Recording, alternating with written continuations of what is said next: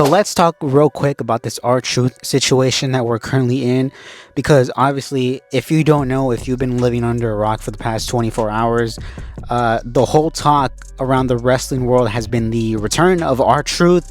R-Truth was, I guess you could say, released last week. His contract wasn't renewed, was the word by, all the dirt sheets around, I guess you could say, the wrestling dirt sheets. And R-Truth was kind of, I guess you could say, let go with the outcry of the "We Want Truth," the "We Want Truth" chants around Raw and SmackDown and at Money in the Bank. To everybody's surprise, R-Truth made his return last night.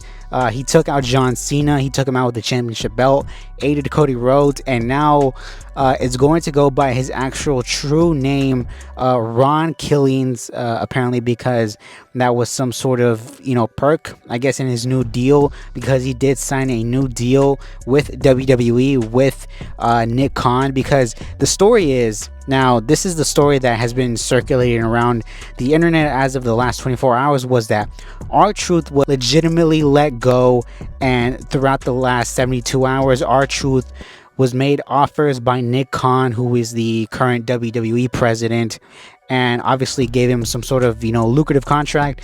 And this is going to be sort of R-Truth's final last run, obviously going by Ron Killings, because afterwards, if he wants to continue wrestling on the indie scene, if he goes by Ron Killings, he will already have some sort of name establishment in WWE with that name rather than going by R-Truth. But really what I want to talk about was my whole question last night, and I think everybody's question last night was this a work? Was this a shoot? Because when I saw R-Truth make his return, I did not know what to think. I said, was this a work? Was this a shoot? And obviously now reading around reports and reading around what's been going on, and Triple H, his whole press conference, afterwards, where he said that everything, this was all part of the show. It's like they want you to believe that this whole entire thing was a work from the start. That's what they want you to believe. That's what Triple H would like you to believe. But honestly, when you kind of read between the lines, it's like, how is this? It's like, how is this an actual work? Because everything led up to this being legitimate, right? They legitimately let go of R-Truth. They figured R-Truth was somebody who was making way too much money, especially for his age range. They kind of figured, we're going to let R-Truth go. We're going to assume nobody's going to care enough about this to really make a big song and dance about it.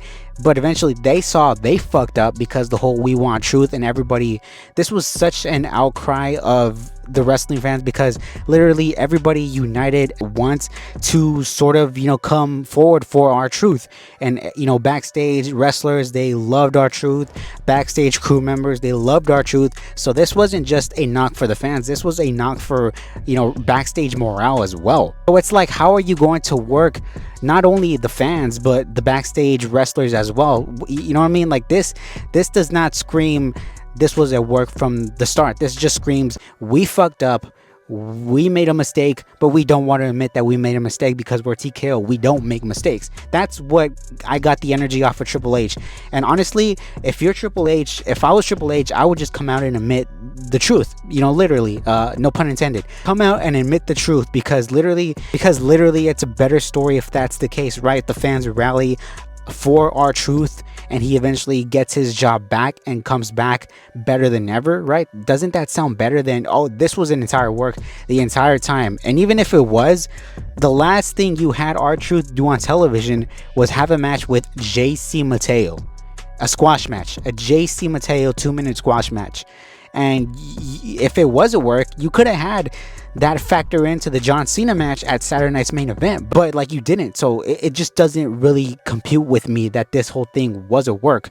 And obviously, R-Truth himself came out on social media. Him and his son came out and flat out told everybody that this is not a work. And honestly, I believe him and I believe his son more than I do Triple H, because at the end of the day, Triple H is a wrestling promoter. And if he wants to control the narrative of this whole thing was a work and was not a shoot, and we planned this from the beginning, then I can't really take anything that he says as far as that goes with serious credibility. Like I said, I do believe that they fucked up. They thought R-Truth was expendable. They thought R-Truth was somebody they could let go in the snap of a finger. but obviously, you know, the people, they know that loyalty is 100% something that should be factored in, especially when you talk about R-Truth. And R-Truth was brought back. He obviously has a massive following. He obviously has a massive merchandise sales. You know, I know the R-Truth John Cena t-shirt was literally like the top t-shirt within the last, you know, month or so. So obviously he's making them a fuck ton of money. But regardless, whether it was a work or whether it was a shoot, I'm just glad we get R-Truth back, because R-Truth is somebody who should be considered a lifer in that company. It's like R-Truth, he's never had any problems with anything. He's never had any, you know, major outburst with that company. He's been 100% loyal to that company. So it's like, why are you going to reward somebody that has that much loyalty with a, you know, sudden, abrupt release? It just doesn't compute with me at all. Let me know what you guys think down below of the R-Truth situation. Are you glad that he's back? Do you think this was a work? Do you think this was a shoot? Let me know down below, and until next time, I will see all of you on the next one.